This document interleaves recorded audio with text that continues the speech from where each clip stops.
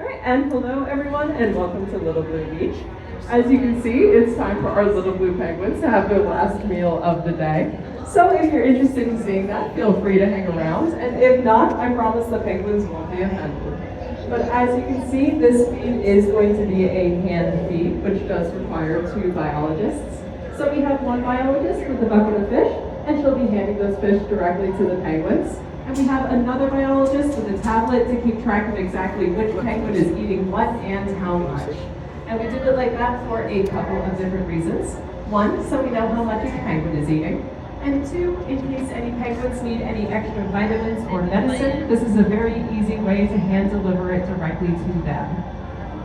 And in Australia, which is where little blues are native to, their diet usually consists of things like small fish and occasionally squid and krill. Here at Adventure Aquarium, they receive capelin and anchovies, along with a rotation of silverside, French and Pacific herring, sardines, and smelt. All of these fish are restaurant quality. They're flash frozen and then thawed when it's feeding time, and that's to make sure there's no extra bacteria or parasites in the fish that can make the penguin sick. But that does also destroy some of the nutrition in the fish. So you might be able to see the biologist sticking a small pellet in it before she hands it to one of the penguins. That's actually a vitamin to help make up for those lost nutrients. Because believe it or not, there are actually companies that make vitamins specifically for penguins. And you'll be able to see that not every penguin is going to eat during this feed. That's because penguins are self-regulators, which means they can decide for themselves if they're hungry or not and how much they want to eat. So again, you'll be able to see not every penguin will eat during this feed. Some will, clearly, come up and have some fish. Others might come up and take a look at the fish before they decide they're not interested. And others might completely ignore the biologists altogether. That is all completely normal. It is all up to them. And as for the penguins that are going to be eating, you're going to be able to see that they're not going to chew their food because penguins don't have teeth, they have beaks. So instead they're going to swallow that fish whole, and they have fleshy barbs lining their throat, which will help guide that fish down into their stomach, where their stomach acid is strong enough to digest the entire fish, including the scales and bones.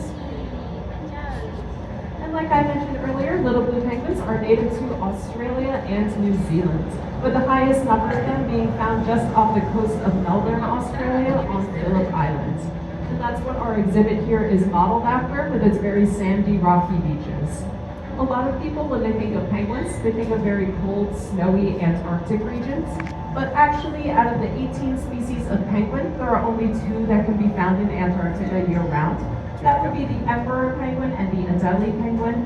There are some other penguin species that can be found in Antarctica during the warmer months, but then they'll go somewhere else once it gets a little bit too cold for them.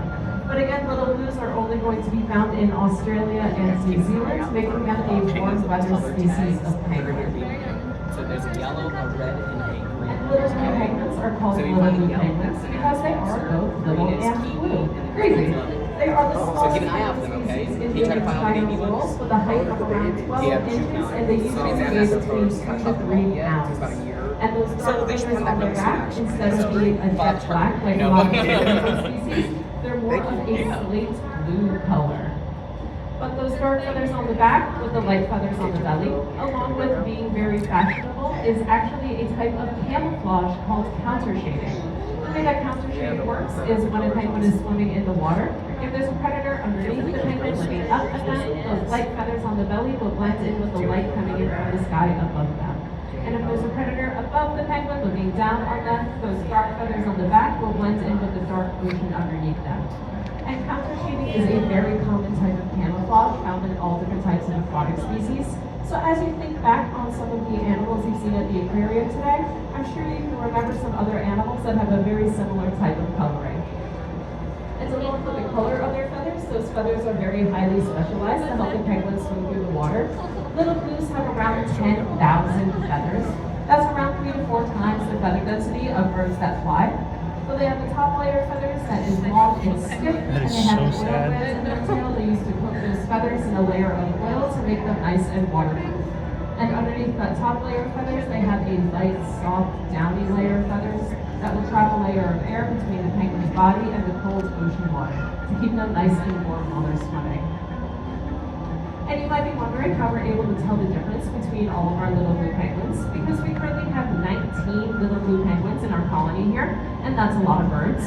So the way that we're able to keep track of who's who is through those armbands that they're wearing.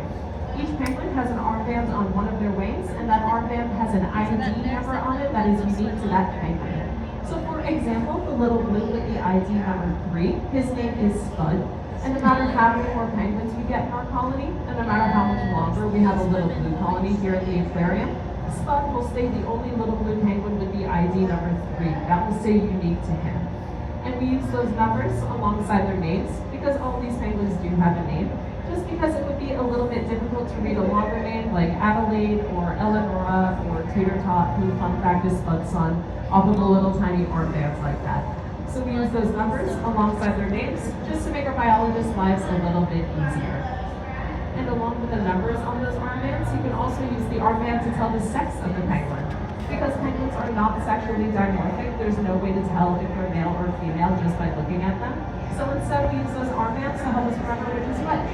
So if you're looking at a penguin and they have an armband on the left wing, that means it's a lady penguin. And if they have an armband on the right wing, that means it's a gentleman penguin. An easy way to remember that is this is the one time boys are right.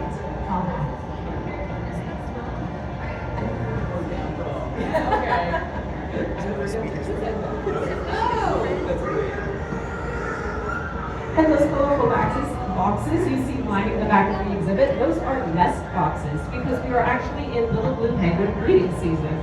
So these are the same types of boxes that researchers will use in Australia and New Zealand to help protect little nests from predators and outside threats. So in here we have 6 nest boxes, one for each of the 6 adult males we have in our colony. Each male will take one mate for the entire season, and we provide them aquarium plants to help them build a nice soft nest inside that nest box. They can lay anywhere from 1 to 3 clutches of eggs, with 1 to 3 eggs in each clutch throughout the nesting season. So far, we haven't had any eggs hatch just yet, but that's pretty normal. Usually, it isn't until around mid-February that that we start seeing any eggs, if we see any at all.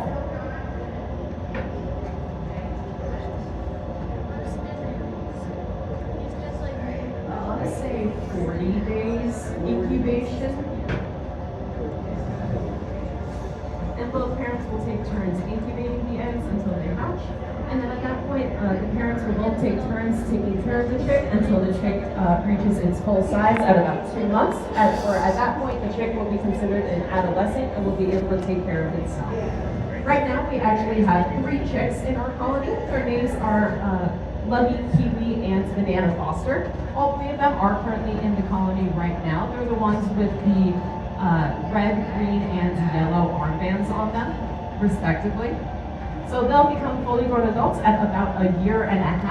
They're only turning 1 year old next month, so they still have about half a year left until they reach adulthood.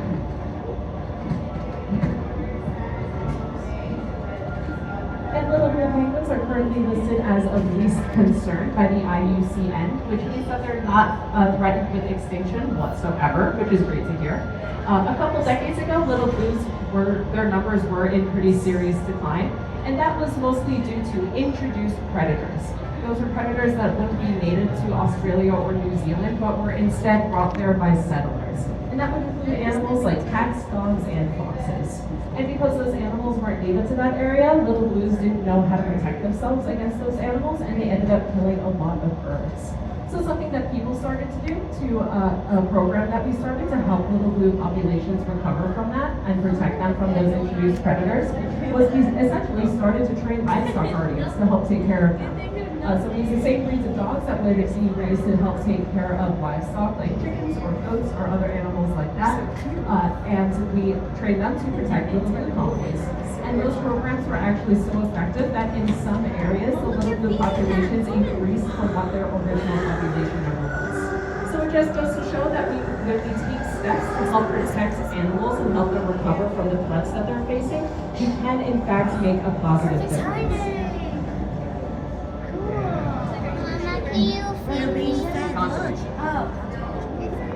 Oh my god, It's look, another they're photo feeding that I'm them. showing you guys right now. Oh, no. We do have a couple more minutes where the feed will still be going on, and I'll be hanging out in the back for a couple minutes in case anyone has any questions.